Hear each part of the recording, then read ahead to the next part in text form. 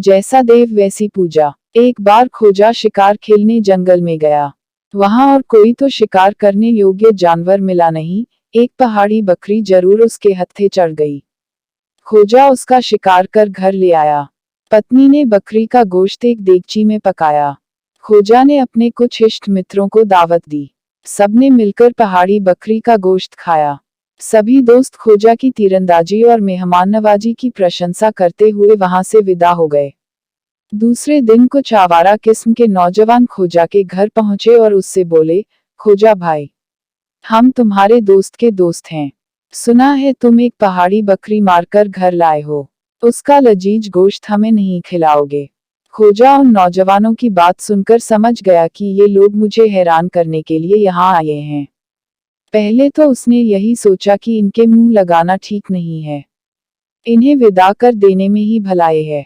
फिर उसे लगा कि नहीं, यदि मैंने इनसे कहा कि कुछ नहीं बचा तो ये लोग किसी और चीज की मांग कर सकते हैं।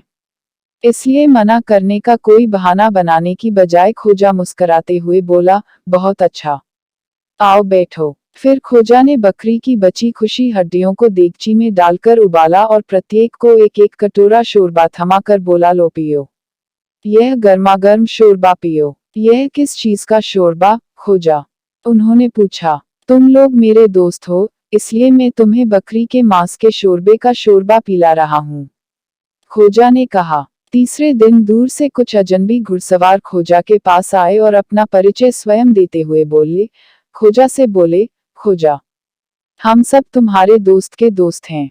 सुना है तुमने एक मोटी ताजी पहाड़ी बकरी का शिकार किया है, उम्मीद है हमारी खातिर करने में कंसुजी नहीं करोगे। खोजा ने तुरंत जान लिया कि ये भी मान ना मान, मैं तेरा मेहमान वाले दर्जे के लोग हैं। इनसे निपटने का वही तरीका अपनाना ठीक रहेगा जो कल वाले नौजवानों पर अपनाया था।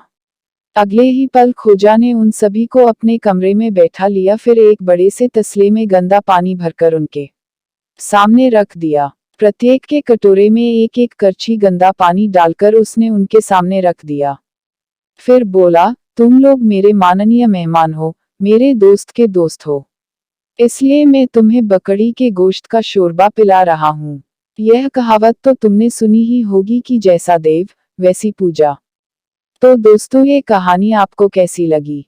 कमेंट बॉक्स में जरूर बताएं। अगर आप इस चैनल पर नए हैं तो चैनल को सब्सक्राइब करना ना भूलें। धन्यवाद।